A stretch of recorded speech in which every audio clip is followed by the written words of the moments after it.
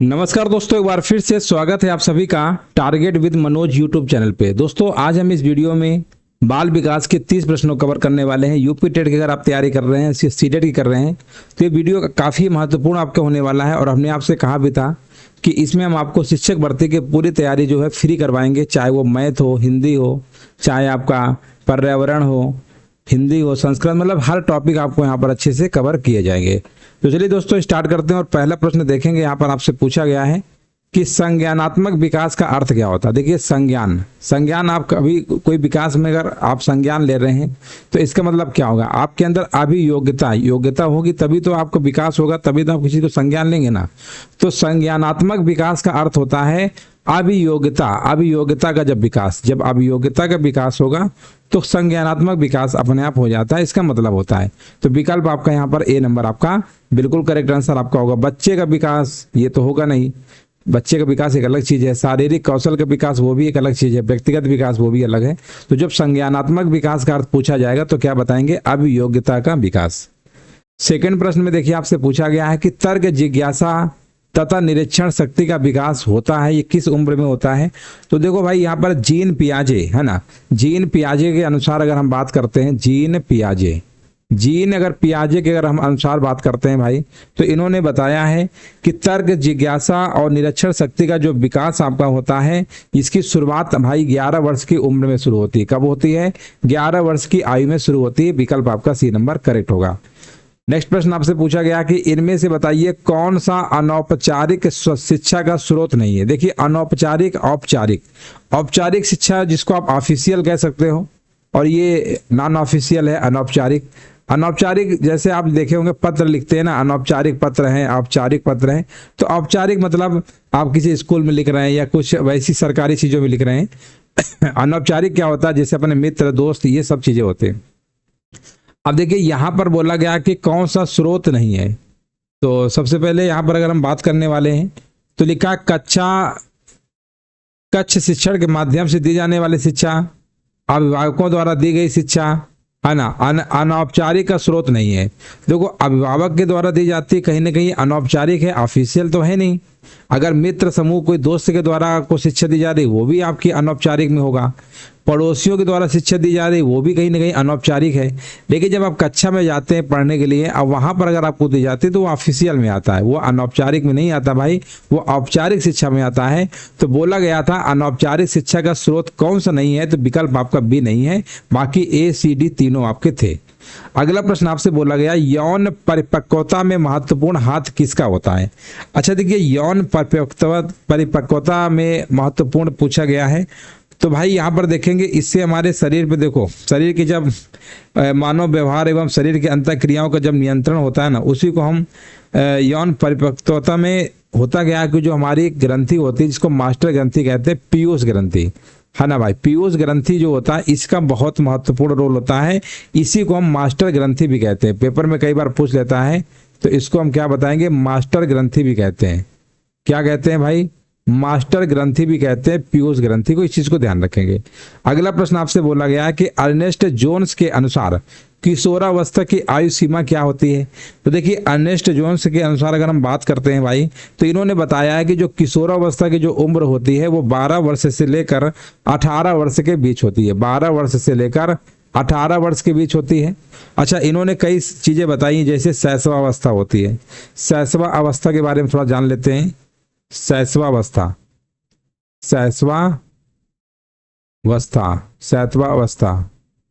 ये लिख गया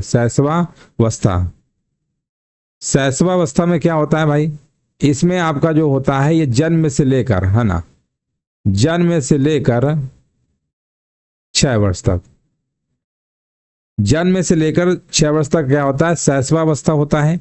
इसके बाद दूसरे नंबर पे आपका आता है बाल्यावस्था। कौन सा आता है, बाल्यावस्था आता है,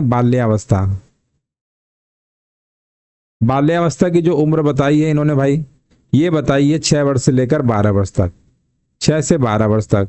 इसके बाद आपका आता है तीसरे नंबर पे आता है किशोरावस्था। क्या आता है, किशोरावस्था जो कि क्वेश्चन में पूछा भी गया था, ये 12 से लेकर 18 वर्ष के बीच है। इसके बाद आपका आता है वयस्का अवस्था, चौथे नंबर में क्या आता है? वयस्का अवस्था। ये जो आपका है 18 वर्ष के बाद, 18 वर्ष के बाद जो भी होगा वो वयस्का अवस्था में आता है, इस चीज को ध्यान रखेंगे, है ना। तो ये सारी चीजें अच्छे से याद रखेंगे, तो इससे क्या होगा, प्रश्न आपका गलत नहीं होगा, पेपर में आएगा तो आराम से कर सकते हैं। चलो भाई अगला प्रश्न देखेंगे। 6 नंबर में बोला गया कि किसी उद्दीपन के निरंतर दिए जाने से व्यवहार में होने वाला अस्थायी परिवर्तन क्या कहलाता है? किसी उद्दीपन के निरंतर दिए जाने से व्यवहार में होने वाला जो अस्थायी परिवर्तन, परिवर्तन अस्थायी है मतलब स्थायी नहीं है, परमानेंट नहीं कह सकते हैं, तो इसमें आपको बताना है। तो ये भाई आपका लिखा है अभिप्रेरणा, याद रखेंगे। अभिप्रेरणा एक अस्थायी परिवर्तन होता है, क्योंकि आवश्यकता से अभिप्रेरणा उत्पन्न होती है। अगर हमें कोई चीज आवश्यकता है तो क्या होती है, अभिप्रेरणा उत्पन्न होती है, और आवश्यकता पूर्ण होने के बाद अभिप्रेरणा भी शांत हो जाती है। जैसे किसी चीज की आपको इच्छा हुई, अगर वो मिल गई तो फिर क्या है, आपकी वो मतलब शांत हो गई, तो उसी को बोलते हैं, ये भाई अस्थायी परिवर्तन होता है अभिप्रेरणा। ठीक है, बात क्लियर है। अगले पॉइंट पे चलेंगे, लिखा हुआ है गोलमैन। गोलमैन इनमें से किससे संबंधित है? देखिए गोलमैन के बारे में पूछा गया, किससे संबंधित है, आपको बताना है राइट आंसर क्या होगा।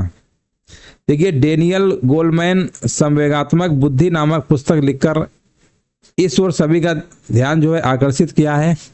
तो ये जो आपका है भाई, ये आपका है संवेगात्मक बुद्धि, यानी गोलमैन जो है ये किस संबंधित है? इनका पूरा नाम है डेनियल गोलमैन, ये संबंधित है आपके संवेगात्मक बुद्धि से। अगला प्रश्न आपसे पूछा गया है कि व्यवहार में अपेक्षाकृत मतलब स्थायी परिवर्तन क्या होता है? अभी देखो अस्थायी परिवर्तन अभिप्रेरणा बताया था, अभिप्रेरणा भाई आपका अस्थायी था, अभी बताया था अस्थायी था, तो ये तो ऑप्शन नहीं हो सकता किसी हालत में। अब यहाँ पर जो अधिगम होता है ना भाई, ये स्थायी होता है। ये कैसा परिवर्तन होता है? स्थायी होता है ना, ये स्थायी होता है अधिगम। अधिगम मतलब एक तरीके से सीखना होता है, मानव व्यवहार में अधिगम एक महत्वपूर्ण प्रक्रिया है। हाँ बिल्कुल, ये स्थायी परिवर्तन है, याद रखेंगे। हाँ बिल्कुल, देखो यहाँ पर क्या होता है कि बालक को एक बार अगर सीखी बातें काफी समय तक याद रहती है ना, तो उसको हम अधिगम ही कहते हैं, याद रखेंगे। तो अधिगम मतलब होता है सीखना होता है एक तरीके से, ठीक है ना। तो यहाँ पर आंसर क्या लगाएंगे? ए नंबर आपका हो जाएगा, संवेग प्रत्यक्षीकरण नहीं होगा। अगला प्रश्न देखेंगे, इनमें बोला गया इनमें से कौन सा अधिगम के पठार का कारण नहीं है? देखिए अधिगम के पठार का कारण नहीं है, आपको बताना है। क्वेश्चन नंबर 9 में आंसर यहाँ पर क्या होगा? अधिगम, देखो यहाँ पर जो आपका है आंसर क्या होगा?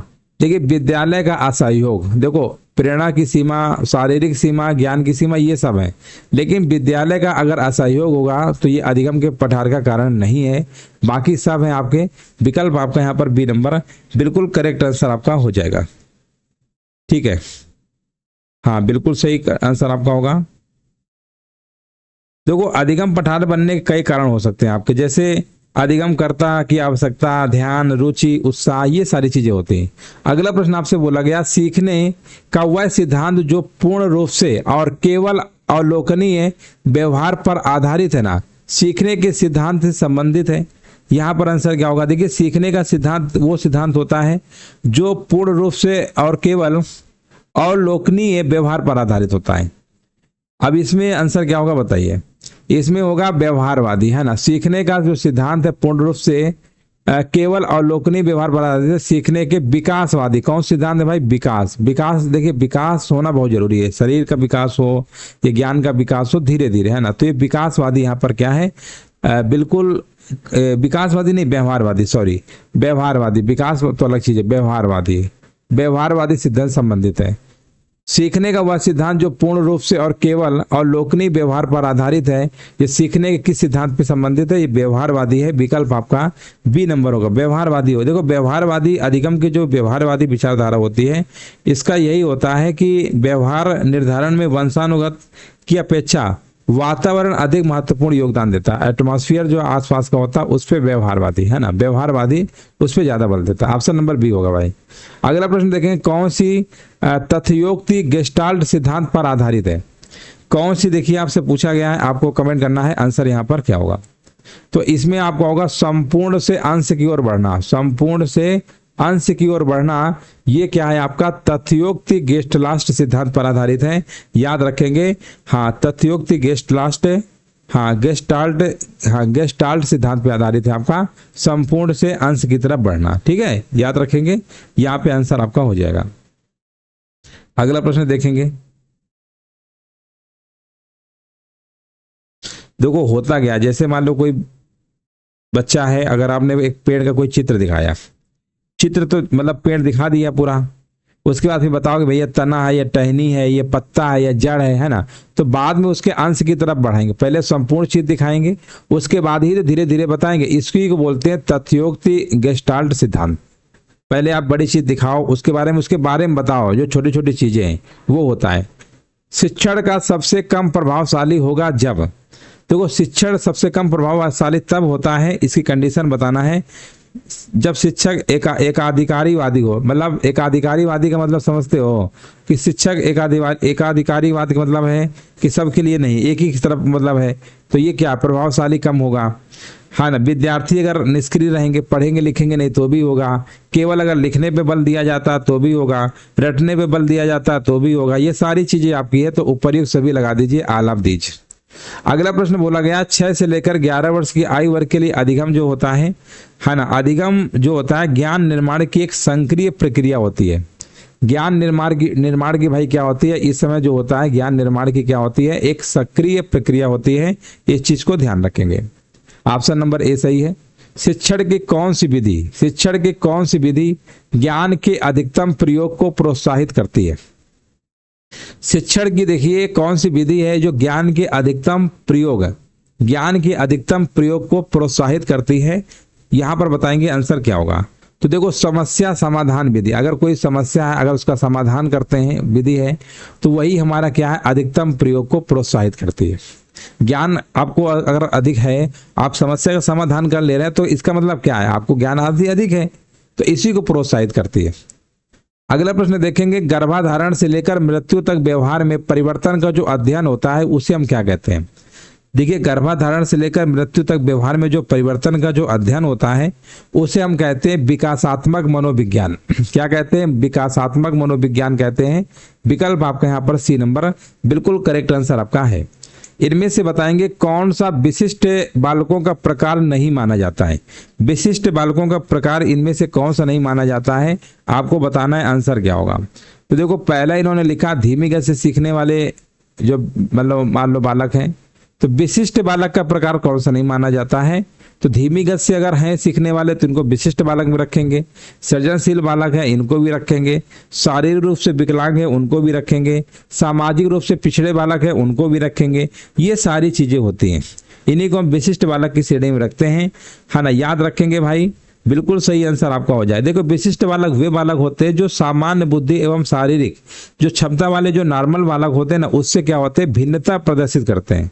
अब मान लीजिए नॉर्मल व्यक्ति के अंदर थोड़ा बहुत होता है, अब नॉर्मल व्यक्ति से मान लीजिए कुछ चीजें अगर आपके अंदर हैं तो वो आपको विशिष्ट में रखता है, ठीक है ना। तो इसमें क्या है, इसमें कई सारी चीजें आ जाती हैं। तो यहाँ पे आंसर क्या लगाएंगे, साधन संपन्न जो बालक है, साधन संपन्न बालक जो है ये आपका विशिष्ट बालक प्रकार नहीं होगा। अगर आपको साधन सब कुछ मिल रहा है, संपन्न है, तो आप विशिष्ट बालक में थोड़ा आएंगे। बात समझ में आ गई। ऑप्शन नंबर डी लगा दीजिएगा। यहाँ पर बोला गया है वह बच्चे जिनकी मानसिक आयु उनकी कालानुक्रमिक आयु से कम होती है क्या कहलाते हैं। देखो मानसिक आयु जो होती है अगर उनकी कालानुक्रमिक आयु से कम होती है ना, उनको मंदित बालक कहते हैं। मंद मतलब मंद बुद्धि होती है, मंदित बालक कहते हैं। वो थोड़ा धीरे धीरे सीखते हैं तो उनको मंद बुद्धि बालक कहते हैं। देखो इसमें क्रो एंड क्रो के अनुसार उन्होंने ये बताया है कि ऐसे बालक जिनकी बुद्धि लब्धि यानी यहाँ पर अगर 70 से कम है तो उनको मंद बुद्धि बालक में रखा गया है। ये क्रो एंड क्रो ने कहा था, बात ठीक है। और ऐसे बालक जटिल परिस्थितियों को सीखने में प्रायः क्या होता है, जैसे भाई बहुत कठिन चीज है तो उसको सीखने में बहुत उनको मशक्कत करनी पड़ती है, असफल रहते हैं कह सकते हैं। और उनकी जो सीखने की गति भी होती है बहुत धीमी होती है ना। तो ये सब आपका है, इसमें इस चीज को ध्यान रखिएगा। अगला प्रश्न देखेंगे, किस प्रकार के विकास को से एकाग्रता और सृजनात्मकता का संबंध है। देखो यहाँ पर बाल विकास में क्या है, जैसे आप किसी छोटे बच्चे को सिखा रहे हो तो उसके लिए क्या कर सकते हो, है ना। तो यही सब चीजें समझ के अगर पढ़ोगे ना बहुत आसान से याद हो जाएगा। किस प्रकार के विकास से एकाग्रता तथा सृजनात्मकता का संबंध है, तो ये आपका हो जाएगा भाई बौद्धिक विकास। जब बौद्धिक विकास आपका होगा तो सिंपल सी बात है, एकाग्रता और सृजनात्मकता का संबंध आपका ऑटोमेटिक हो जाता है। बुद्धि के 7 प्राथमिक मानसिक योग्यताओं के सिद्धांत के प्रतिपादक कौन है? देखिए, बुद्धि के 7 जो प्राथमिक मानसिक योग्यताओं के जो सिद्धांत है ना, इसके प्रतिपादक कौन है, किन्होंने दिया है? तो देखिए, बुद्धि के आपने पढ़े होंगे, उनका नाम है थर्स्टन। थर्स्टन ने भाई यहाँ पर मनोवैज्ञानिक परीक्षण करने के बाद उन्होंने निष्कर्ष निकाला था कि बुद्धि ना तो सामान्य योग्यता है, ना ही विशिष्ट योग्यता है, बल्कि विविध मानसिक प्राथमिक योग्यताओं का समूह होता है। उन्होंने 7 प्रकार की योग्यताओं को उल्लेख किया था। एक तो उन्होंने बताया था सांख्यिकी योग्यता, नंबर एबिलिटी, है ना, शाब्दिक योग्यता बताया था, स्थान संबंधी योग्यता बताया, शब्द प्रवाह संबंधी बताया, तार्किक योग्यता बताया, स्मृति संबंधी यानी मेमोरी एबिलिटी बताया, और ये प्रत्यक्ष संबंधी योग्यता, यानी टोटल भाई 7 प्रकार के उन्होंने बताया था। इनका नाम है थर्स्टन, याद रखेंगे थर्स्टन। अगला प्रश्न देखेंगे कि प्रक्षेपण विधियां के आकलन के लिए उपयोग की जाती है। प्रक्षेपण विधियां आपकी जो हैं ये कौन से आकलन के लिए प्रयोग होती है? भाई व्यक्तित्व को मापने के लिए, है ना, ये व्यक्तित्व को मापने के लिए प्रयोग होती है। याद रखेंगे, विकल्प आपका सी नंबर बिल्कुल सही आंसर आपका हो जाएगा। अगला प्रश्न आपसे पूछा गया है, हाँ बिल्कुल, अगला प्रश्न देखेंगे, कक्षा 5 के न्यून दृष्टि वाले बच्चों को, देखिए कक्षा 5 यानी प्राथमिक स्तर के न्यून दृष्टि वाले बच्चों के साथ सामान्य बच्चों की तरह व्यवहार करना चाहिए तथा उनके अधिगम को बढ़ाने के लिए श्रव्य शिक्षण, है ना, मतलब श्रव्य शिक्षण सामग्री का प्रयोग करना चाहिए ताकि दृष्टि क्षमता के अभाव में उनके अधिगम पर नकारात्मक, देखो अब मान लीजिए कम दिख रहा है आपको, तो कम दिख रहा है तो इसका मतलब ये नहीं है कि आप जो सामान्य बच्चे हैं उनसे आप अलग बैठा दो, भैया आपको कम दिख रहा है, ऐसा तो करोगे नहीं, सबको एक साथ लेके चलना है। और दूसरी बात, श्रव्य जो सुनने वाली चीजें हैं ना, उन पे ज्यादा फोकस करना चाहिए। मान लो दिखाई कम दे रहा है, सुन के तो बच्चा याद कर सकता है, तो इसमें आपका क्या होगा, कक्षा में सामान्य रूप से बर्ताव करना चाहिए, भेदभाव नहीं होना चाहिए, ऑडियो सीडी के जरिए सहायता प्रदान करनी चाहिए। शिक्षण प्रक्रिया में इनमें से बताइए किसका भली प्रकार ध्यान रखना चाहिए। शिक्षण प्रक्रिया में आपको बताना है कि किसका जो है भली प्रकार से ध्यान रखना चाहिए 22 नंबर में। तो इसमें सबसे पहले होता है विद्यार्थियों की सक्रिय सहभागिता, कितने विद्यार्थी सक्रिय हैं, सहभागी हैं, तभी शिक्षण प्रक्रिया अच्छी होगी। अब मान लो बच्चा ही अगर निष्क्रिय है, पढ़ नहीं रहा है, स्कूल नहीं आ रहा है, तो ये सारी चीजें होती है। तो विद्यार्थियों की जो सक्रिय सहभागिता होती है ना, तो ये बहुत भली प्रकार से ध्यान रखना चाहिए शिक्षण प्रक्रिया में, और सक्रिय रूप से भाग लें, इसमें समझ, जिज्ञासा और रचनात्मकता भी बढ़ती है, याद रखेंगे। अगला प्रश्न आपसे है कि इनमें से किस विधि का उपयोग स्मृति के मापन के लिए नहीं किया जाता है। स्मृति के मापन के लिए भाई याद रखेंगे, स्मृति वह योग्यता है जो पूर्व अनुभव तथा अधिगम से सीखी गई बातों को, है ना, उनका मतलब एक तरीके से जब याद करते हो कोई चीज, स्मृति मेमोरी आपकी कब अच्छी होती है, ये मेमोरी के बारे में बात करेंगे। इसको तार्किक विधि कहते हैं। कौन सी विधि है? तार्किक, यानी जो सोचते हैं आप, तार्किक विधि होता है, याद रखेंगे। तार्किक विधि जो है बौद्धिक क्षमता से संबंधित है, याद रखेंगे। अच्छा, ये जो प्रत्यायन विधि है, पहचान विधि है, पुनः सीखना विधि, ये भाई स्मृति से संबंधित आपका है। लेकिन बौद्धिक क्षमता से जब हम बात करते हैं तो बौद्धिक क्षमता से आपका कौन सी विधि होगा? ये तार्किक विधि हो जाएगा। तो बोला गया था कौन सी विधि का उपयोग स्मृति के मापन में नहीं होता है? प्रत्यायन विधि होता है, पहचान विधि होता है, पुनः, ये सब होते हैं। लेकिन तार्किक विधि जो होता है ये बौद्धिक क्षमता संबंधित है, आपकी बौद्धिक क्षमता, ये बौद्धिक क्षमता संबंधित है, इस चीज को ध्यान रखेंगे, बौद्धिक क्षमता से। अगला प्रश्न देखेंगे कि विकास के परिणाम स्वरूप नवीन विशेषताएं और नवीन योग्यताएं प्रकट होती हैं, ये कथन किसने दिया? ये कथन किसने दिया था? उनका नाम था भाई हर्लॉक। हर्लॉक ने ही बताया था कि विकास के परिणाम स्वरूप नवीन जो विशेषताएं और नवीन जो योग्यताएं प्रकट होती हैं, आप नई नई चीजें सीखते हैं, नई नई विशेषताएं आती हैं, ये आपका हर्लॉक ने कहा था विकास के परिणाम स्वरूप। जैसे जैसे विकास होता है तो आपके धीरे धीरे नई नई चीजों की जिज्ञासा भी बढ़ती है, ये हर्लॉक के द्वारा कहा गया था। बच्चे की वृद्धि मुख्यतः किस संबंध से? बच्चे की जब वृद्धि होती है तो आप कहोगे सर शारीरिक विकास से होता है कि सामाजिक विकास से? शारीरिक विकास, देखो बच्चे की वृद्धि कैसे होती है, आप बच्चे को खाना नहीं खिलाओगे समय से सही से, शरीर ही नहीं विकास होगा तो उसकी बच्चे की वृद्धि होगी क्या? नहीं होगी। तो बच्चे की वृद्धि शारीरिक विकास से होती है। अगर शारीरिक विकास होगा तो बच्चे की वृद्धि ऑटोमेटिक होगी। शारीरिक विकास ही नहीं होगा तो बच्चे की वृद्धि थोड़ा होगी, ऑप्शन नंबर ए। विभिन्न योग्यताओं एवं रुचियों वाले विद्यार्थियों हेतु कौन सा मूल्यांकन अधिक उपयोगी हो? देखिए, विभिन्न योग्यताएं एवं रुचियों वाले जो विद्यार्थी होते हैं उनमें कौन सा मूल्यांकन अधिक उपयोगी होता है?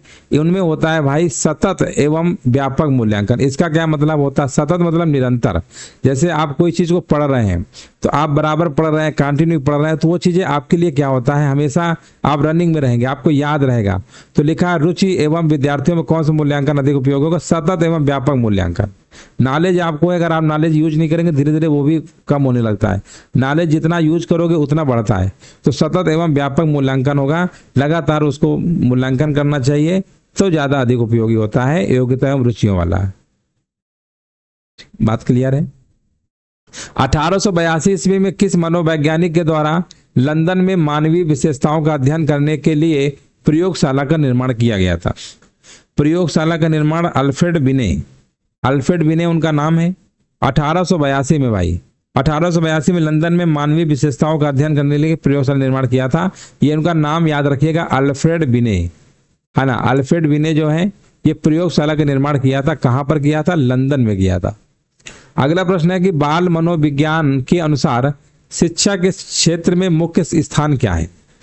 देखो, बाल मनोवैज्ञानिक शिक्षा के क्षेत्र में मुख्य स्थान भाई बालक को होता है। आप इसमें देखो, इसमें बालक के बारे में सब कुछ कर रहे हैं, बालक की शिक्षा को लेकर, बालक के बारे, तो इसमें बालक को ही प्राथमिकता होती है। ऑप्शन क्या होगा? ए नंबर। आवृत्ति वितरण को रेखा चित्र के द्वारा प्रदर्शित करने की विधियों में से यहाँ पर एक विधि है, कौन सी विधि है? तो आवृत्ति वितरण को रेखा चित्र के द्वारा प्रदर्शित करने की जो कई विधियां आपने पढ़ी होंगी, पाई चार्ट पढ़ी होगी, वेन आरेख, ये सब पढ़े नहीं पढ़े? तो इसमें लिखा है कि कौन सी एक विधि है? एक स्तंभाकृति, जो स्तंभ टाइप के होते हैं वो भी तो विधि है। तो स्तंभाकृति लगा दीजिए, स्तंभाकृति, वेन आरेख, पाई चार्ट, ये सब आपके होते हैं। अगला प्रश्न आपसे बोला गया है कि शारीरिक विकास को प्रभावित करने वाले कारक कौन है?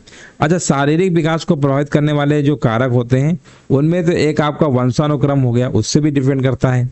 वातावरण कैसा है, खेल एवं व्यायाम कैसे आप कर रहे हो, भोजन कैसा है, मतलब ये कहीं ना कहीं आप विश्राम कितना कर रहे हो, सो कितना रहे हो, दिनचर्या क्या है आपकी, ये भाई सब कुछ होता है। इसलिए उपरोक्त सभी लगा दो, उपरोक्त सभी लगा दो भाई। तो इस तरीके से आपको हमने बाल विकास एवं शिक्षण विधि के 30 प्रश्नों को आज हमने कवर कर दिया है। इसमें देखो भाई, आपकी हिंदी भी चलेगी, है ना, साथ में मैथ भी चलेगी, पर्यावरण भी चलेगा, यानी सब कुछ आपको पढ़ाया जाएगा, टेंशन नहीं लेना है। आज से हमने क्लास स्टार्ट कर दिया है। अभी आने वाले 1-2 दिन में हम लाइव क्लास का शेड्यूल बता देंगे, कब क्लास कब चलती है। पहले तो आप लोग इस क्लास को देखने के बाद कमेंट करिएगा कि आपको ये क्लास कैसे लगी और अपना फीडबैक जरूर दीजिएगा। सेशन अच्छा लगा हो तो वीडियो को लाइक कर दीजिएगा। धन्यवाद। जय हिंद, वंदे मातरम।